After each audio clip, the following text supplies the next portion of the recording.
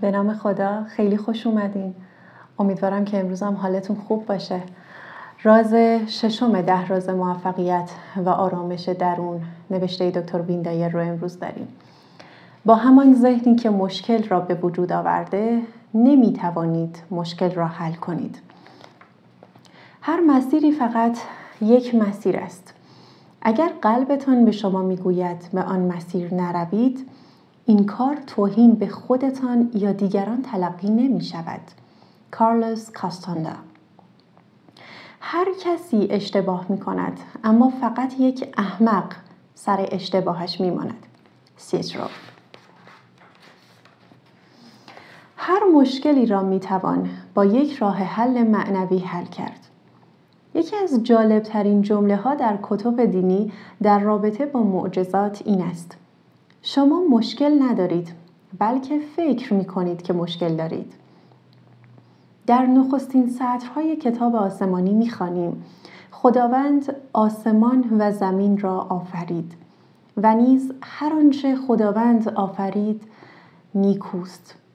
اگر این جمله ها را تحت لفظی معنا کنید، معلوم می شود که وجود مشکل غیر ممکن است. اگر خداوند همه چیز را آفریده و هر چه آفریده خوب است، بنابراین هیچ چیز بدی وجود ندارد. حتما میگویید اما بیماری، ناهنجاری، ناامیدی و مشکلات دیگر در جهان هستند. در جواب باید گفت وقتی از منبع مقدس خود دور هستیم، باور به این دوری آنقدر ساده است که هر گونه ناخوشایندی را مشکل می‌دانیم. در جهان روح یا جهان خداوند مشکلات وجود ندارند و واقعی نیستند. وقتی ارتباط معنویتان ضعیف است، از جهان روح فاصله می‌گیرید. بنابراین مشکلات از باور شما به جدایی نشأت می‌گیرند. ذهن شما توهم جدایی را ایجاد می‌کند و جسمتان تحت تأثیر افکار نفستان بیمار می‌شود. جوامع محصول تفکر جمعی هستند. جوامع هم دچار همین بیماری جدایی هستند و مشکلات اجتماعی در آنها بروز می‌کند. اما همه این به اصطلاح مشکلات نشانگر کمبودهای معنوی هستند که می‌توانند با راه حل‌های معنوی حل شوند. به عبارت دیگر، اگر ذهنتان را تغییر دهید، می‌توانید مشکلات را حل کنید. من یک کتاب کامل در این باره به نام برای هر مشکلی راه حلی معنوی وجود دارد نوشتم. آیا می توانید بپذیرید که جدایی از خداوند باعث می شود یک مشکل را مشکل بنامید؟ آیا متوجه می شوید آنچه را که مشکل می خوانید فقط توهم یا اشتباه ذهنی است؟ اگر خداوند همه جا هست، پس جایی نیست که خداوند نباشد. بنابراین او همیشه با شماست. شاید این گونه اعتقاد نداشته باشید، اما همین عقیده است که مشکلات را به وجود می آورد. اگر بتوانید واقعیت را وارد این توهمات کنید، از بین می روند. همانطور که می دانید 2 به اضافه 2 می شود 4، نه 5. با وارد شدن حقیقت به این اشتباه محاسباتی، اشتباه از بین می رود. همه عقاید شما که مشکلات را در ذهنتان به وجود می آورند، با ورود انرژی قوی حقیقت از بین می روند. سنت فرانسیس در بیانات معروفش از ما می خواهد ذهنمان را این گونه تغییر دهیم: وقتی نفرت هست، بگذارید محبت بکارم. نور تاریکی را از بین میبرد و عشق نفرت را. روح معنوی همیشه مشکلات را از بین میبرد. مشکلات عقاید ذهن جسمتان را منعکس میکند که نمیتواند آگاهی ذهن روحتان را تجسم کند، همانطور که تاریکی هیچ نشانه ای از نور ندارد. با بازنویسی توافق خود با واقعیت می توانید ذهنتان را تغییر دهید و هر گونه مشکل ظاهری را از میان بردارید. نظرتان درباره خودتان را تغییر دهید و قاطعانه تصمیم بگیرید که به ارتباط خود با انرژی قدرتمند خداوند باور داشته باشید، حتی در سخت‌ترین شرایط. هر چیزی را که مشکل‌دار به نظر می‌رسد به وجه متعالی خود بسپارید و مطمئن باشید که مشکل آنچه به نظر می‌رسد نیست. توافقتان را درباره اینکه کی هستید و به چه هدفی می‌توانید برسید بازنویسی کنید. افکار شما تقریباً منبع همه چیز در زندگی هستند. هر رابطه‌ای که در آن هستید چیزی است که با خود همه جا میبرید.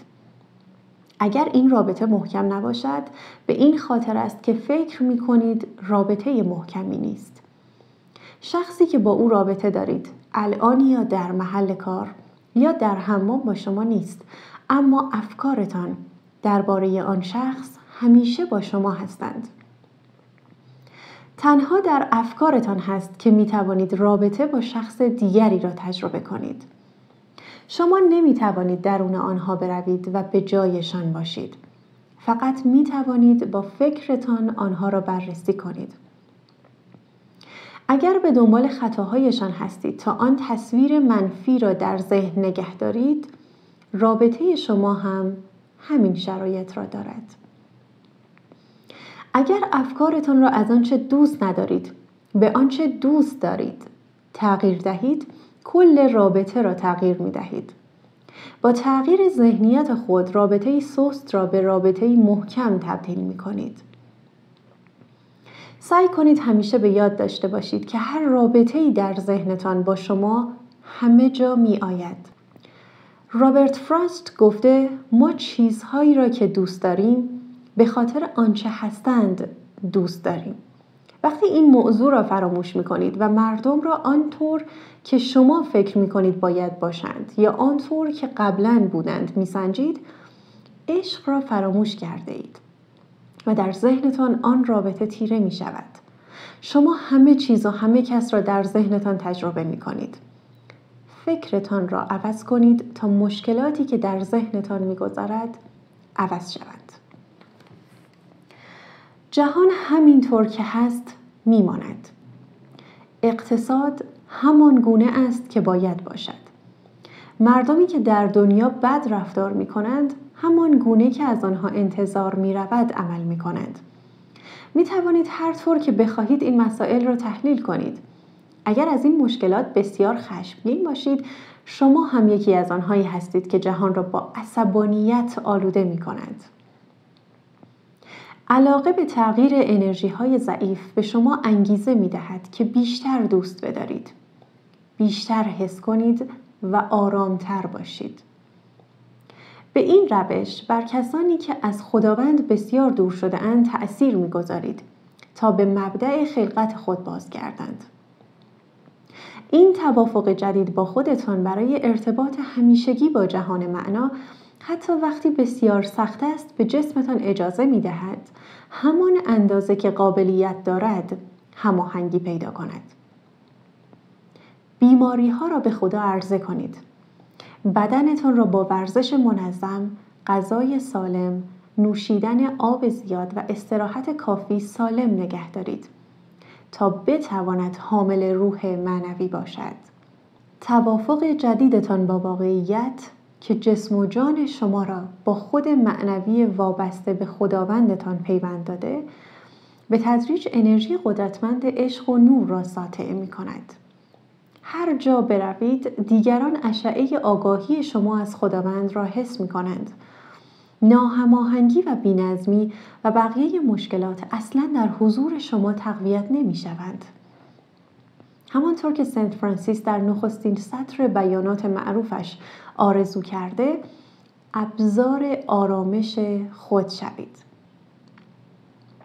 از نردبان آگاهی انسانی بالا بروید تا به بالاترین پله برسید. با تغییر ذهنتان از ذهنی خالق و تجربه کننده مشکلات به ذهنی حلال مشکلات موجودی عرفانی شوید. در طول زندگی می توانید خود را در این 3 سطح آگاهی بسنجید. کمتر کسی است که همیشه در یک سطح بماند. این 3 سطح آگاهی از پایین ترین سطح تا بالاترین سطح مرتب شده‌اند. آگاهی نفس. در آگاهی نفس تمرکز اصلی بر شخصیت و جسم است. باوری قوی در جدایی از بقیه افرادی که دوست دارید در زندگی آنها را جذب کنید و نیز جدایی از خداوند است. این باور شما را به رقابت وامی دارد تا پیش از همه سهم خود را به دست آورید. اگر در سطح آگاهی نفس زندگی کنید، برنده شدن و اول شدن مهمترین کارهایی هستند که می توانید انجام دهید. بیشتر وقتتان را به ارزیابی موفقیت‌هایتان می‌گذرانید و خود را با دیگران مقایسه می‌کنید. اگر بیش از بقیه دستاورد داشته باشید، احساس خوبی درباره خود دارید. بیشتر پول داشتن شما را شادتر می‌کند. بردن جوایز بیشتر و داشتن وجهه بهتر شما را تشویق می‌کند نسبت به خود حس خوبی داشته باشید. آگاهی نفس شما را وامی دارد رقابت کنید، مقایسه کنید و نتیجه بگیرید که بهترین هستید. بنابراین بر سریعتر دویدن و بهتر از دیگران به نظر رسیدن تمرکز می‌کنید. در این سطح از آگاهی مشکلات وجود دارد. آرامش درونی تقریباً غیر ممکن است و موفقیت از شما می‌گریزد. زیرا همیشه باید سعی کنید در جای دیگری باشید. برای اینکه به آسانی 1 مایل فراتر از بقیه مردم بروید، باید این نفس تقاضا کننده و راضی نشده را مهار کنید. احساس ناامیدی، خشم، نفرت، تلخی، اضطراب و افسردگی ناشی از پافشاری نفس برای زندگی طبق استانداردی مشخص است. نتیجه آن نگرانی از جور نبودن و متناسب نبودن است. نفس انسان به ندرت به او اجازه می دهد راحت باشد. بیشتر و بیشتر طلب می کند زیرا می ترسد که شکست خورده تلقی شود. وقتی از مرحله نفس فراتر بروید و جنبه والاتر خود را بر زندگی مسلط نمایید، رضایت و درخشش درونی آرامش و موفقیت را حس می کنید که ویژگی های جلوتر از بقیه بودن هستند. آگاهی گروهی. آگاهی گروهی شبیه آگاهی نفس است، با این تفاوت که در این مرحله از خودتان به عنوان مرکز اصلی زندگی می‌گذارید و بقیه افراد اجتماع را هم در آن شامل می‌کنید. نفس خود را سرکوب می‌کنید و به گروهی بزرگتر می‌پیوندید. عضویت شما در این گروه‌ها بر اساس خانواده، میراث، سابقه نژادی، مذهب، زبان، گرایش سیاسی و دیگر معیارهاست. در این مرحله باید مثل دیگر اعضای گروه فکر و عمل کنید. با میهن پرستی به جنگ می روید تا دیگران را که آنها هم مثل شما انگیزه هایی دارند بکشید. یا خود را با نژادی مشخص نامگذاری می کنید. مثلا ایتالیایی، چینی، افریقایی، امریکایی. در مرحله آگاهی گروهی معمولاً مشکلات اجتماعی مثل جنگ، خشونت و آزار و اذیت مذهبی را ادامه می دهید. این مشکلات از خصومت‌های نیاکان ما سرچشمه گرفته‌اند و هزاران سال است که وجود دارند. اما به زندگی روزمره ما هم وارد شده‌اند. خانواده‌ها اصرار دارند که شما نظر آنها را انتخاب کنید. از کسانی تنفر داشته باشید که آنها تنفر دارند و کسانی را دوست بدارید که آنها دوست دارند. در واقع شما کورکورانه از گروهی پیروی می کنید که ممکن است سلاح‌های کشتار جمعی بسازد. طبعاً شما با این کار مخالفید، اما به بهانه وظیفه هم این است به هر حال دنبال روی این گروه هستید. بعضی از مأموران پلیس و سربازان هم نوعانشان را قربانی می کنند. اما در واقع از جنایتکاران و دشمنانی که از آنها نفرت دارند هم خشن‌تر رفتار می کنند. رفتار غیر انسانی ما با هم نوعانمان با دلایل آگاهی گروهی توجیه می شود. اعضای گروه ها یا انجمن ها با انگیزه گروهی یا قومی کارهای وحشتناکی انجام می دهند. رفتارهای غیر انسانی ما نسبت به هم نوعانمان اغلب با ذهنیت آگاهی گروهی توجیه می شود.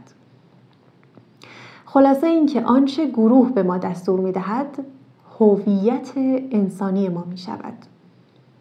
فراموش نکنید که شما نمی توانید مشکلی را با همان ذهنی که آن را به وجود آورده حل کنید. برای حل یک نزاع که نتیجه آگاهی گروهی است، باید ذهنتان را تغییر دهید. در غیر این صورت باز هم همان مشکل را خواهید داشت. حل مشکلاتی وابسته به آگاهی گروهی در گرو رفتن به سطح بالاتر است. آگاهی عرفانی. این سطح از آگاهی بدون ایجاد هیچ مشکلی در عوض احساس جدایی به شما احساس ارتباط می بخشد. در آگاهی عرفانی با همه افراد، همه موجودات، کره زمین و خداوند احساس ارتباط می کنید.